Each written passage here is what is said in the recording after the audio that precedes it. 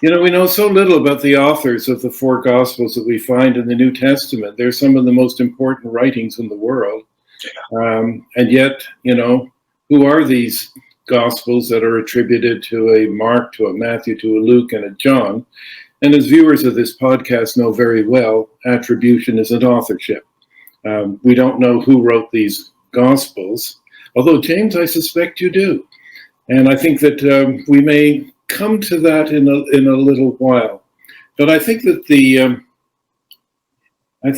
we need to focus, as you do in your book, Creating Christ, on you know, who were these authors, when were they written, and more importantly, why were they written? Is there something embedded in the Gospels themselves that tell us more about the agenda that these authors have and the purpose for which these writings were produced?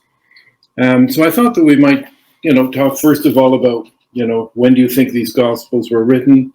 Why were they written? Because I think that takes you into your central thesis. And then perhaps a little bit more about how, and I'm sure there's a lot of miscellaneous stuff. So if we start with when. Right. And on that score, I'm very liberal and open-minded to a wide range of dates.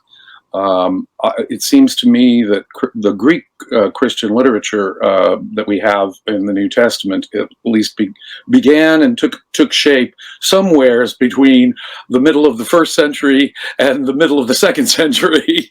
And somewheres in there, this material was written. And I do not think that Roman provenance hinges on that.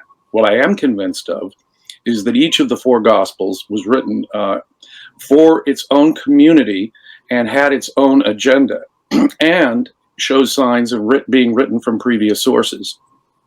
Each of them, including Mark, which is so widely held to be the oldest of the Gospels that we possess, at least the canonical ones we possess, by most scholars. And so I would include Mark in that. I think that there were earlier sources, and I cannot claim to know who in particular wrote those Gospels, but I can give you a general category of people.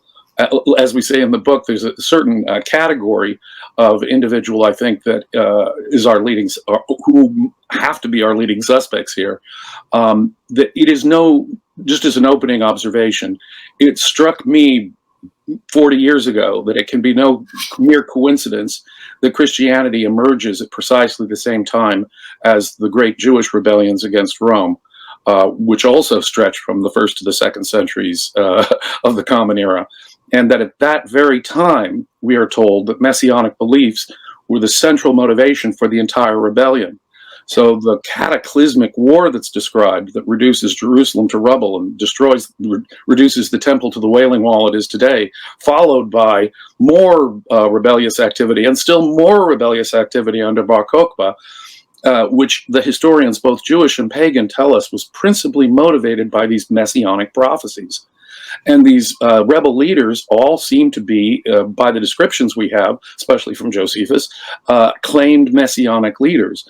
The standard view then from your 1st and 2nd century Jew seems to be that the Messiah will be an earthly king. The sectarian documents of the scrolls seem to confirm that. Josephus seems to confirm that. The rebellion itself seems to confirm that in spades when you look at the religious nature of that rebellion. And we have found, for example, fragments of sectarian scrolls which are highly apocalyptic and messianic at Masada, where we hear, in the stories we hear, the degree of their truth is debatable, but the stories we hear really confirm the religious motivation behind the Jewish rebellion. And lo and behold, in contrast to that, we have a bunch of literature that not only shares the same basic framework in terms of Jewish Messiah orientation and a desire to worship the Jewish God, but a political agenda and a religious agenda, which is obviously far more friendly to the anti-rebel forces. It's hard to miss it. It really is hard to miss it. I think you pick up on and stress a very important point. I mean, other people have given lip service to, oh yes, the Gospels were written after 70, after the destruction of the temple and Jerusalem, but they don't point to what you have just pointed to, which is this is an ongoing rebellion. 70 didn't end, the debacle. There was ongoing militant Judaism and of many different varieties. Not just the members of the Dead Sea, Scroll community, the Essenes, not only James and his group, but many other groups that Robert Eisenman, for example, has pointed to. This was a militant form of ultranationalism on the part of the Jewish community, and while there were some leaders who talked about peace and things like that, most of the emphasis was upon, as you point out, the Messiah. The Messiah is, as you know from Qumran, two Messiahs. One is a military leader who's going to wipe out the world of all sinners, and another one is a priestly figure. He's going to, reform, the temple. There's another document called the Songs of Solomon, which is a subject matter of another broadcast, which also points to the fact that the Jewish Messiah is a person who's going to wipe out the unrighteous, wipe out the sinners, and make the world safe for righteous Jews observing the Torah in peace and harmony with everybody else. So I think that you're placing these Gospels in a continuum is especially important, because out of that flows something, I think, which leads you into other aspects of your work. These are being produced, if you can imagine the worst Jewish villains in the year 70, it's Vespasian and Titus. They have lambasted, they've killed hundreds of thousands, perhaps a million, Josephus says, of Jews. And guess what? They're in charge of the empire. Wow. I mean, that's absolutely amazing. They have a degree of control over travel. They have a degree of control over the ideologies that are permitted within the empire, especially in the focus points of the empire. It is hard to believe. I mean, the Romans were very good at adapting foreign religions to their own political purposes. We can see that, for example, in Virgil's Aeneid. They basically, the Greeks commandeered Greek literature and religion for their own political and religious propaganda, pro-Augustan propaganda in Virgil's Aeneid. We can see a Roman version of Persian religion. The Mithra religion is adapted. We can see Egyptian religion. Isis and Serapis had a temple in Rome. We can see the Great Mother from Phrygia being worshipped. In fact, it seems that all the major religions of the Eastern Mediterranean had a Roman counterpart. If Messianic Judaism did not have a Roman version, that would be a lacuna. It would really be an exception to the entire thing. But the Greek New Testament seems to fit precisely the bill that we're looking for here, where there is a clear, no doubt about it, it's fundamentally these are religious documents. Fundamentally, these are theological expressions telling people how to protect their immortal soul, in effect. And there was a growing number of Gentiles within the Roman Empire who were increasingly interested in Jewish monotheism. They maybe didn't want to go all the way to circumcision, which is a hard sell for an adult man, so they were called God-fearers. But for philosophical reasons, Neoplatonists and Stoics were already becoming philosophically interested in monotheism.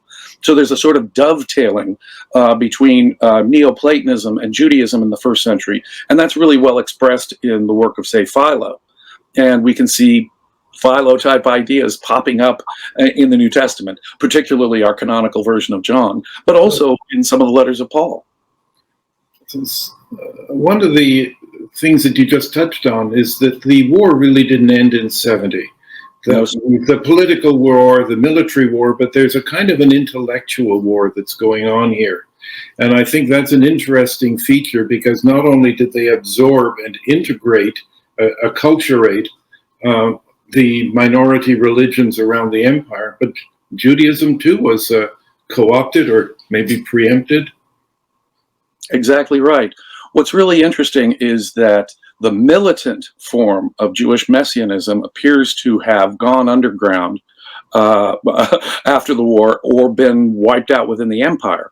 And so the versions of Judaism that we have seem to be in my view, the officially, at least at times, officially approved versions of it. The Romans were, pagan Roman opinion at the time was not hot on Judaism. They regarded them as sort of separatist, haters of all mankind. They would kosher diet. They couldn't sit down and eat lunch with everyone else, and so they regarded them sort of as standoffish, separatist, and that sort of issue was the main issue Romans had with Orthodox Judaism at the time, and Christianity appears to be a direct way of addressing that. No, indeed, Gentiles can now come into the fold, which is one of the main arguments that Paul is making in his letters.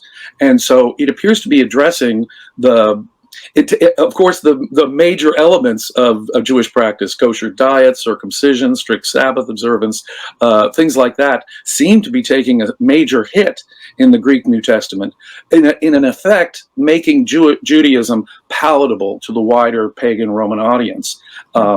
I mean, it was one of the remarkable achievements of Paul in Galatians, which is a kind of a charter document for Christianity. You know, if Judaism could just do away with the Torah, everything would be all right with the Jews. Right. That's a hard sell. It's like going to the Pope and saying, let's get rid of this mass thing and everything would be right with that. Apart from this mass thing.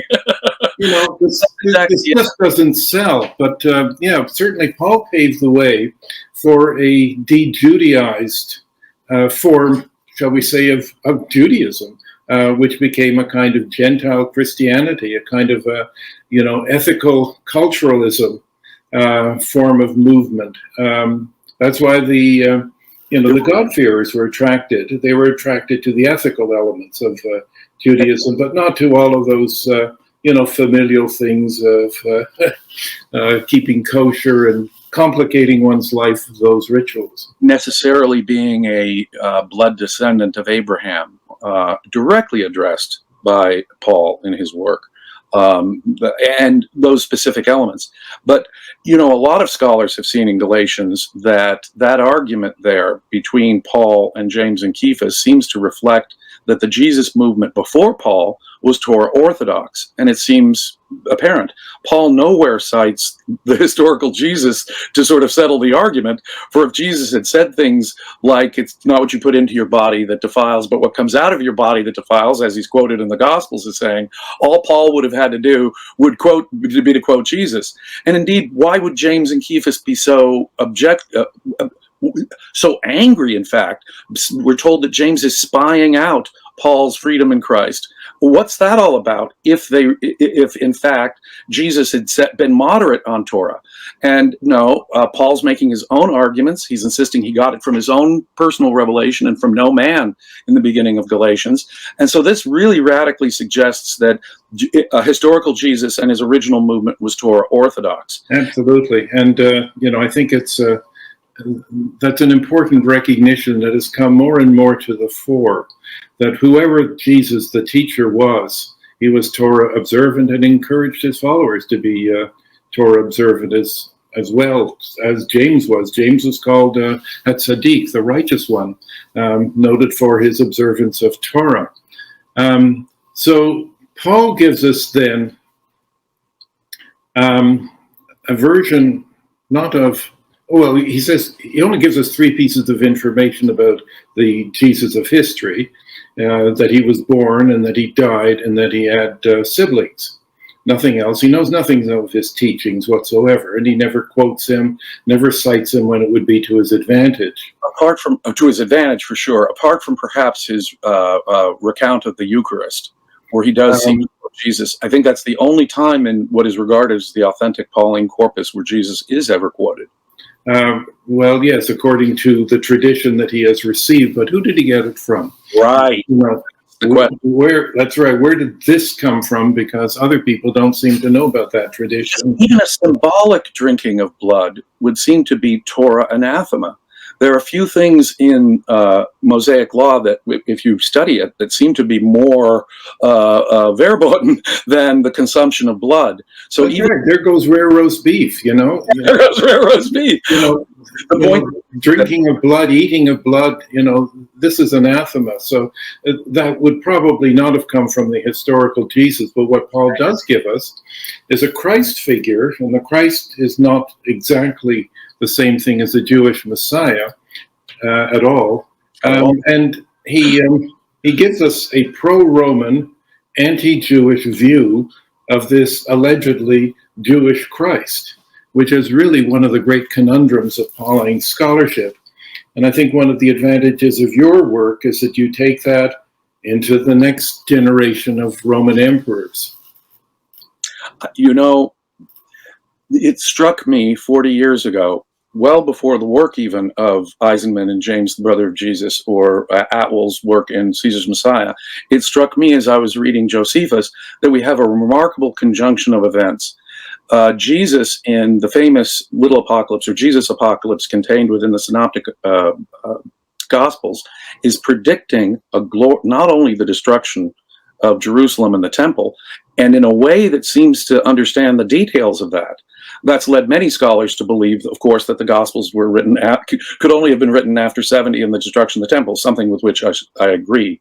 The Gospels, certainly that bit of it for sure, can only have been written after the destruction of the temple. But more than that, Jesus claims that within the memory of people who will be hearing him right then and there'll be a glorious coming of the Son of Man. And he gives it in Daniel type Son of Man, glorious arrival terms. It is a remarkable conjunction of events that occurs in 70. Not only does the temple get destroyed, as Jesus seems to predict, and in the detail Jesus seems to predict it, but Josephus himself describes armies in the clouds that are seen above the siege of Jerusalem, clearly invoking the Daniel Son of Man prophecy, Son of Man seen in the clouds, and so forth. So Josephus seems to be confirming in that detail, interesting detail from Jesus's apocalyptic prediction of Jerusalem. But then we have to ask the question, when could that have been written? Because if a glorious coming of the Son of Man is going to happen also within the living memory of people listening to Jesus, then who is this glorious coming of the Son of Man? I think we have three hypotheses here to explain that problem, and I think it's a good problem, which is how do we account for this unfulfilled prophecy? One is that, look, it was unfulfilled, he was a failed prophet. Okay, another Jewish prophet bites the dust. Or two, it could have been a sleight of hand. It could have been a way in which, let's write this down and pretend that within the lifetime of the hearers will be within the lifetime of the readers of the gospel. And that's been suggested. It prolongs it for another, and often millennial sects will do this. They reinterpret, Jehovah's Witnesses have done this, for example, extending the prophecy to, further and further out. Or we have to come to grips with your hypothesis. And those seem to me to be the three main alternatives. So you take these sayings at their face value. And I find that both interesting, outrageous, and really fascinating. Well, so that we have to do. Go ahead. Take us through this. Yeah. At face value. For this to make any sense at all, what we're talking about is something that had to have occurred really in the first century. It makes no sense to believe that the destruction of the temple wasn't meant to mean that time, because in that aspect of the prophecy, Jesus is he's saying, those of you hearing me some of you who hear me will experience this. Well, he's not making an exception, with all due respect to those apologists, for this bit of the prophecy versus that bit of the prophecy. He's saying the whole prophecy, the destruction of the temple and the glorious coming of the Son of Man, will occur in the same sense within the lifetime of some of his listeners. And for that to have been created, let's say in the 2nd century, seems impossible to me. Why would you ascribe an inaccurate prophecy to your Messiah? A Christian would not insert that into his sacred text, knowing it to be a failure. So the prophecy itself seems to have a sort of delimited time range under which it makes any sense to have been composed. That is another interesting fact. So we take it at face value for what it says, and we don't dismiss it like many biblical critics do. And if we do take it at face value, then take us away from what falls out from that perspective. There are only one set of candidates for successful Jewish messiahs. Certainly one set of claimant messiahs who were successful at that immediate moment, and that's, of course, the emperors Vespasian and Titus. They, according to our ancient sources, Suetonius, Tacitus, are very clear that both of them, and the way Tacitus and Suetonius put it, they're sometimes skeptical of such claims. It was believed or it was said. No. To these ancient Roman writers in the first part of the 2nd century, Vespasian, the emperor, and his son Titus, the emperor, were in fact the actual object of Hebrew messianic prophecy, but the Jews didn't themselves appreciate this. I conclude from this, as well as Josephus, the official propagandist for Vespasian, he claimed Vespasian to be the Messiah, and he added to it this Son of Man prophecy being fulfilled at the siege of Jerusalem. Josephus means us to believe there was a glorious coming of the Son of Man, just as Jesus seems to predict at Mark 13. And so we are confronted with the fact that the only obvious candidates for Jesus to be the object of Jesus's prophecy are Vespasian and Titus. And when you pull that string, it becomes quite clear that that was an important part of their propaganda. They did, and therefore it must have been a part of their imperial cult, an aspect of it, even to the Romans who were aware of it, these pagan Romans like Tacitus and Suetonius. Part of their cult was, we are the actual Jewish messiahs, and they were successful. It appears to be in a source shared by the Synoptic Gospels, obviously, because it's reproduced in all three, where Mark repeatedly emphasizes it, but in all three of the Synoptic Gospels it's present. And that suggests that it may not even be original to Mark. Mark may be simply recording an earlier source that we may not have at all. Now, I know there are scholars who do not like to consider hypothetical sources, but even if Mark is the first time this is written down, it seems to be an extraordinary thing. And at least that would suggest that the prophecy itself could really have only been written during the Flavian period. From about 70 through perhaps the 90s, precisely. Now, I don't think Josephus was necessarily a gospel author, as we say in Creating Christ. Right. Professor Eisenman suggests that the circle around Josephus, the Epaphroditus circle, there were many high-ranking elite Jews in the Flavian court, which is also of note. The Emperor Titus, for example, was at one point affianced, betrothed to a Herodian princess, Berenike. Berenike and her brother Herod Agrippa II were with Titus at the siege of Jerusalem, as was Josephus, the historian, and as he describes it, Jewish priest. Also, there was a nephew of the philosopher Philo, who had also married into the Herodian family. So the connections here are quite clear. We have highly educated, elite Jews who are pro-Roman at this very moment, and they're looking for a way to remain good Jews so that they can keep their position in the Jewish community, but also be good Romans at the same time. And if that's not sort of the agenda of the New Testament, I'll eat your hat. Jesus walks around praising centurions above all, the faith of a centurion above any Jew. He makes tax collectors. Romans 13, all governments are appointed by God. Rebellion. What we have in Rome then is a kind of an institute, a kind of a writing factory. They had, the means to do it with many of the scrolls that had been taken to Rome. So they had a treasure trove. They had the library of the history of Judaism. Josephus is mining it for posterity with a twist. If I could, sorry, Josephus himself tells us that one of the gifts he was given by Titus when Jerusalem had been sacked were all the sacred documents they recovered from the temple. Josephus, in fact, the Flavian propagandist, had apparently whatever documents survived the siege of Jerusalem. They were given to him. And you wonder what the purpose is. Of course, he's going to write Antiquities 20 plus years on, but still, he is the one entrusted with the sacred documents of the Jews by the Romans. So if we have this gathering, this think tank of pro-Roman Jews in Rome, eager to placate the Flavians, because after all, follow the money trail, they were employees of the Flavian emperors. So in terms then of producing specific Gospels, like maybe Luke, which is perhaps the most pro-Roman of all of the Gospels, what do you think about the audience for these Gospels and the purpose for which these writings were produced? Well, I think it's hard to conceive of the theology, the basic theology of Christianity in a pre-temple context.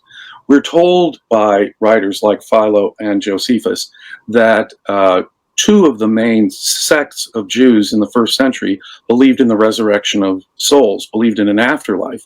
And for people aware of contemporary Judaism, that needs to be stressed.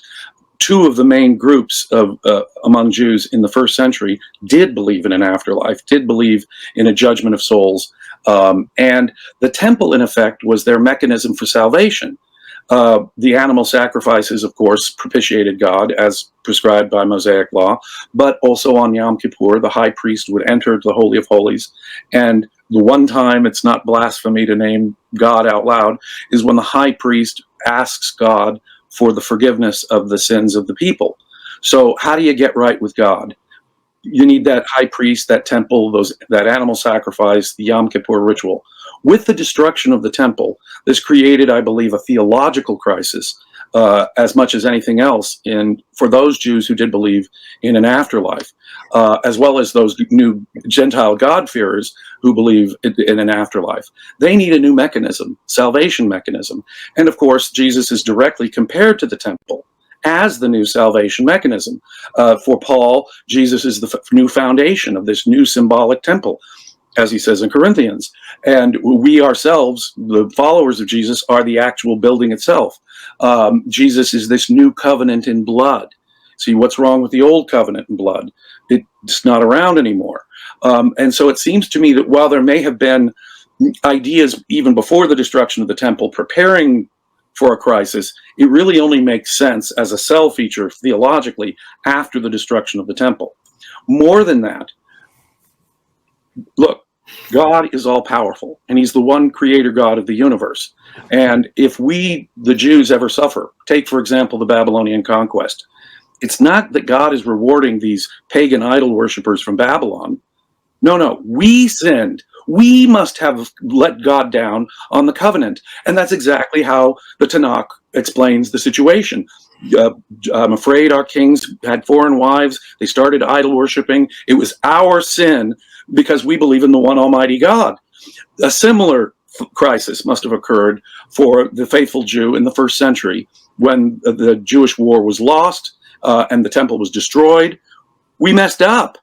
Why was God punishing us? We must have gotten something wrong. And once again, the Gospels seem to provide an answer. The true Messiah came, we didn't recognize him, and we demanded Pilate kill him. And so it's in effect giving an explanation for the Gospels are doing all kinds of things at once. There's multiple moving parts here, it seems to me. Important theological ones, but also important political ones. We messed up. Material temple won't do anymore because these material temples are subject to destruction by flames. I do believe that that does show signs of post-war redaction or interpolation, as several other parts of, although I do believe that there was a Paul who's probably writing before the war. Also, to what Barrie was saying earlier, I think that the Gospels do show signs of being written for different communities. There seems little doubt in my mind, and there are a lot of scholars who will agree with me here, that Matthew was written for a more Jewish audience. He's much more concerned that everything be a fulfillment of Hebrew scripture, and every other thing. And he has a love-hate relationship with Judaism. He sure does. That's right. So you can find things that support Judaism. On the other hand, there's the blood libel. Right. Jesus's mission was only for us. He had a special mission for the Jews. However, by the end, he's going to have the Great Commission, and it's all the world that's going to be involved. But it's also interesting that Matthew has the strongest version of things like the Passion narrative, where the Jews collectively take responsibility. His blood is on us and on our children, says the Jewish crowd as they're demanding Pilate, who in all four Gospels declares Jesus to be innocent, the Roman governor, in all four Gospels. You know, I was asking Bart Ehrman last year in an interview about this, and he agreed with me that, in effect, the Gospels' Passion narrative, shared by all four Gospels, is, in effect, political parable. You have Pilate declaring Jesus to be innocent in all four Gospels. You have the crowd 3 times, sort of artificially and in unison, demanding Jesus' execution. And in Matthew's version, allegedly the most Jewish of the Gospels, the Jews, apparently again in unison, say, his blood is on us and on our children. Now that's extraordinary. So there's a strange tension. He also has a strong version of Jesus' praise for the centurion. Never have I seen such faith. And he's so impressed with the man's authority. And he says, you come, and the man goes, boy, this guy's got authority, this Roman centurion. On the other hand, he's also keen to ground Jesus' genealogy in David and so forth. He's also keen to say that everything is a fulfillment of Jewish prophecy. And that's the most Jewish of the Gospels. That's right. And we also know that the whole trial narrative is basically free floating. There's no witnesses. No witnesses. And in fact, the Gospels tell us there are no witnesses. and they proceed to go ahead and construct a dialogue. I mean, right. It's blatant. And I think it's, your point of the degree of anti-Semitism, of blaming the Jews in perpetuity for this death is one of the things that is often ignored. I mean, people were amazed when, that film, The Passion of the Christ, came out, that it was so anti-Semitic. Well, Mel Gibson said, but that's what the text says. People didn't realize how blatant it was until you saw it up there on the screen. And what's interesting there is the history of movies. If you look at, for example, Cecil B. DeMille's Silent King of Kings from 1926, we have stereotypical images of Jews with big noses, looking greedy and angry and calling for Jesus' death. So there was much more comfort before the Holocaust. After the Holocaust, when you look at those movies made in the 60s about Jesus, the King of Kings, the greatest story ever told, they completely eliminate the anti-Semitic implications of the Passion narrative altogether. Mel Gibson, about 20 years ago, does the Passion of the Christ. He has it all in Aramaic, so to appease the rabbis who objected to it in the early screenings, he didn't put in subtitles the translation, his blood is on us, but he still has the actors saying it in Aramaic, so you don't catch it unless you happen to know Aramaic. Amazing. So it seems to me then that the audiences for these various Gospels are basically people who, these Gospels are being written in a sense to neutralize militancy. They are political weapons, as you said, not just religious documents. And the politics of the Gospels is something which, tends to be ignored. Well, there's clearly a political agenda as much as there is a theological agenda. And to ignore that would be unscientific as historians. I think our historiography would let us down there. With every other topic, if I were discussing the plays of Shakespeare, or if I were discussing Virgil's Aeneid, people would not fail. Well, I would not only have to broaden it from the immediate context, but I'd have to look at the broader context of not only Roman culture and religion, but Roman politics. And unless we were going to subject that kind of literature, as everyone says we have to do, why don't we subject the New Testament and Greek Christian literature to the very same contextual considerations? As Jacob points out, in Romans 13, Paul doesn't say, get along and go along for practical reasons, because after all, it's better if we, get along with Rome. No. He says they are God's appointed agents on earth. They wield the sword for God. He's saying, pay your taxes. It's a sin if you don't. Don't rebel. It's a sin if you rebel. Now that's going like the political aspects of the. That's pretty strong. It's going beyond what most scholars put this stuff down to. Right. You're right. It's a remarkable thing as well in the Book of Acts. I don't regard the Book of Acts as a good historical source, but very terribly historical.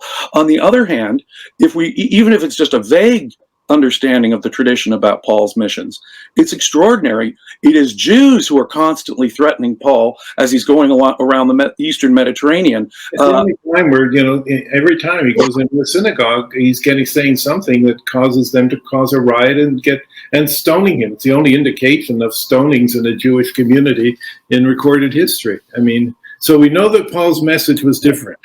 Right from the outside. Officials protecting him. His jailer, there's the miraculous earthquake, and he gets out of jail, and the jailer's converted, or some clerk over in Ephesus helps him. Well, he's constantly rescued by Roman authorities. So Romans are his protectors. For his trial, the Romans send a whole cohort of the army to protect him when Paul's threatened by the Jews. 1,000 people. Wow.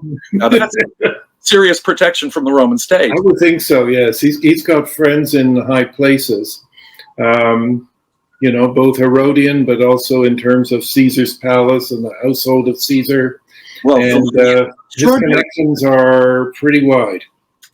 As you just point out there, Philippians is rather extraordinary. In one relatively short letter of Paul, now it may be a compression of multiple letters, I think, and maybe the dating on that is interesting. But nonetheless, what we have in one short letter is a reference to, hey, greetings from all those in Caesar's household. We say hi.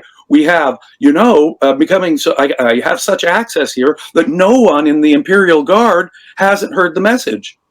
What an extraordinary boast that is on Paul's part. He has access to the entire imperial guard, presumably in Rome, from where he's writing, and because he's talking about Caesar's household. Now, I know there are scholars who say both of those can be understood as outside of Rome references, but the tradition is much of Paul's work is being written in Rome. It's clear who it is. Suetonius and Dio Cassius are both clear. Epaphroditus and Clemens both are executed under Domitian at the same time because they're involved in a coup against Domitian. Dio Cassius adds this curious thing. The formal charge against Clemens was, quote, adopting Jewish ways or a Jewish way of life. Now, whatever that means, is he becoming a God-fearer or some kind of worshiper of the Jewish God in some generalized way? And here he is, a member of the imperial Flavian family. That's an extraordinary thing. The combination of Clement and Epaphroditus in Philippians, when the two are combined in history by pagan sources from the early 2nd century, and one of them, not from the 2nd century, Dio Cassius, records the tradition that Clemens was executed for adopting Jewish ways. This suggests to me that members of the imperial family were themselves adopting some form of Judaism as part of the Flavian imperial cult that came before Domitian. See, Domitian could not claim to be Jewish Messiah as his brother and father could. He hadn't been part of the conquest of the Jewish rebellion. And so he, at some point in his administration, turned on the Jewish elements, it appears, within the Flavian court. He had Clemens executed for adopting Jewish ways, Epaphroditus, who was the patron of Josephus. Josephus dedicates both Antiquities and Against Appian to a fellow named Epaphroditus, who must have been a high-ranking figure like he was in the Flavian court. And we have a high-ranking figure in the Flavian court executed alongside Clemens. And so it seems to me quite clear that Philippians is locating us at the Flavian court.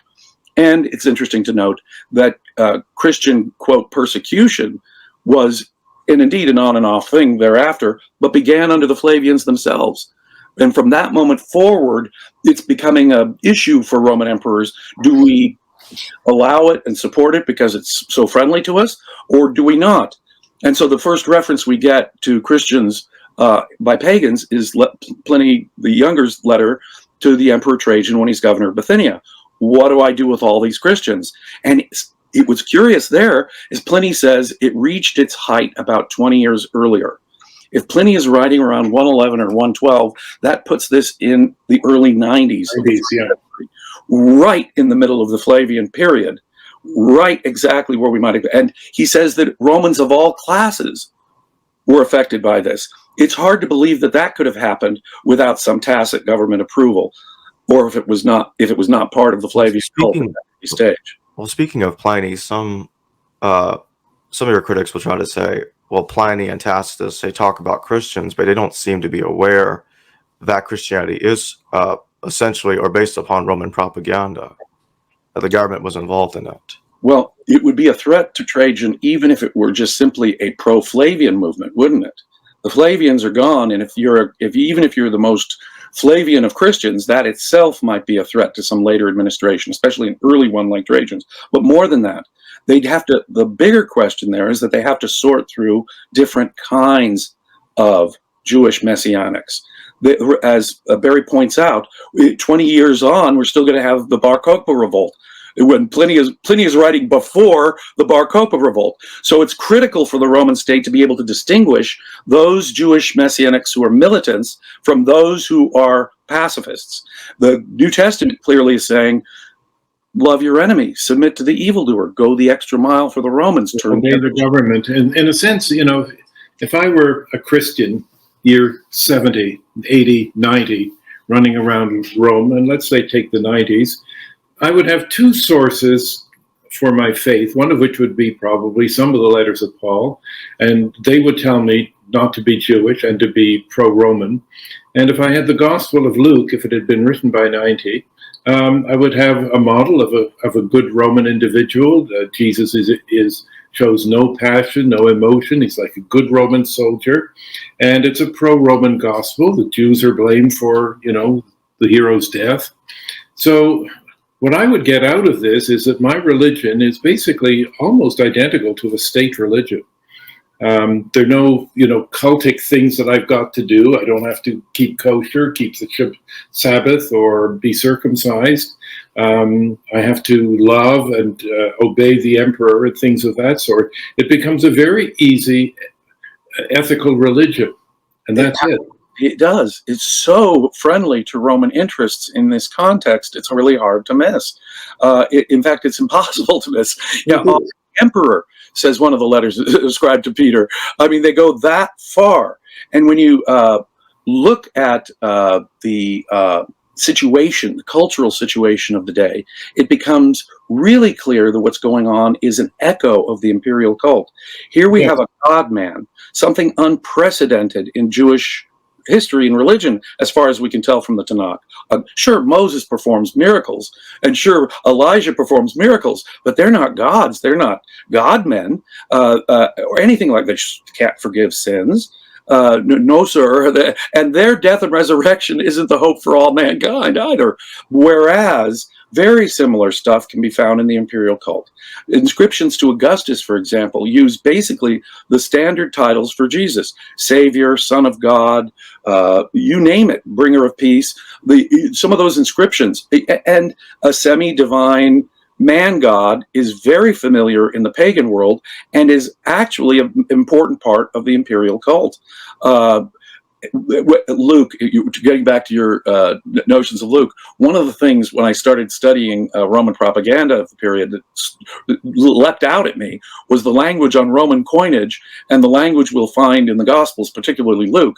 The angels declare that Jesus' birth will herald peace on earth and goodwill toward men.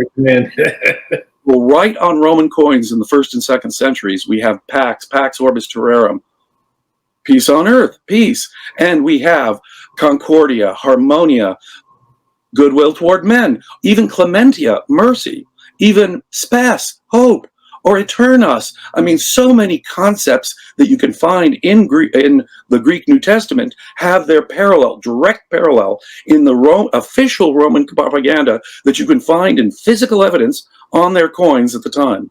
Say more about this Roman physical evidence, because I think that was an extremely fascinating part of your book, the coinage, but also the iconography and how it parallels what early Christians used. That was a terrific discovery. It certainly was. I was dubious of, we rolled up our sleeves 40 years ago to do a comprehensive study of religious iconography. from this period of time. And my co-author was utterly convinced that we would find physical evidence that would be a telltale sign of Roman involvement or a Roman connection to early Christianity. I must admit I was a bit skeptical. And so we kept going through the physical evidence, and lo and behold, the earliest physical evidence of Christianity that is agreed upon, at least by the consensus, are the catacombs in Rome of St. Domitilla. St. Domitilla, that very catacomb is titled the Flavian Sepulchre. Eusebius tells us that Domitilla and her husband Clemens were members of the Flavian family. And so it's very interesting that when we look at Flavian iconography, Titus, for example, was one of only 2 Roman emperors to initiate coin images with the anchor and dolphin wrapped around it. No other Roman emperor but Hadrian would initiate such a coin issue, and Titus issued it in the millions, literally, of examples that must have been minted at the time, and in various forms, various issues that would have it, and his face on one side with the image on the other. So this is an image he wants us to associate with him, the Emperor Titus. This very image is going to be picked up and used in the Christian catacombs. In fact, before Constantine, the more common symbolic representation of Jesus, they do have graven images all over the early catacombs in violation of the 10 Commandments, but the symbolic images they most use for Jesus in the catacombs are this anchor or the fish, or a combination of anchor and fish, as the symbolic images for Jesus. Clement of Alexandria, writing around the year 200, tells us that the appropriate symbols or seals that Christians can use include fish and anchors, and that the anchor symbol came from the pagan king hundreds of years earlier, Seleucus, who adopted this symbol because it was an image of Apollo, and they claimed to be Apollo's son. Now, that's clearly where Titus and the Flavians got it from. They're adapting a Seleucid source. And here we have a Christian writer saying that's also where the Christians got it from. And its use in the earliest catacomb is fascinating because archaeologists identify it as both a Flavian site, apart from the title, which declares it to be a Flavian burial site. The Flavian Sepulchre, it's titled right on it, but also because of the same images. It's these very fish and anchor images that identify it as both Christian and Flavian. I got extraordinary combination and a connection that no one before us, strangely enough, had ever observed. No, that was a major breakthrough, and I think it's a linchpin to your overall hypothesis. And one of the things that I found intriguing about your book is your use of logic. I used to teach logic at university as well as religious studies. And so it's refreshing to come across somebody in the biblical field who knows how to make a point of view and defend it with evidence, and to have it judged upon the evidence. So that was really remarkable. So your legal training, I think, came in very handy in trying to explain a very complex story. And I would urge viewers of the podcast to read the book in detail and look at the evidence. Thank you very, very much. I myself, for a teacher of logic, to say that is one of the greatest honors I could have. I am a firm believer in logic, and I was a student of philosophy myself at New York University, and a student of logic in particular as a student of philosophy before I got my Juris Doctorate. But all of that forensics did train my mind that we have to go where the evidence takes us. We have to submit the evidence. We can't let our prejudices about what we would like to be, or we like see, part of it is the morality of Jesus is still so attractive to so many people. It's a hard thing to penetrate and say, well, part of it I have a causal explanation for within history. The extreme kind of pacifism and internationalism that you'll read in the New Testament is actually got, at least in part, a political motive, and was, I think, assisted by the Roman state, at least at certain points. And so we have to get over that. In other words, we have to be able to see, even if it's an attractive point of view to us, we have to be able to explain it causally as historians in a Absolutely. scientific way. Yep. Thank you. I'm blown away by Well, thank you for these insights. I mean, you've really extended the field, and that's a major breakthrough. It's not just that Paul is different from Jesus. It is that we now understand the Gospels to have a different purpose than simply giving a biography. It has a very strong political thrust to it to neutralize militancy.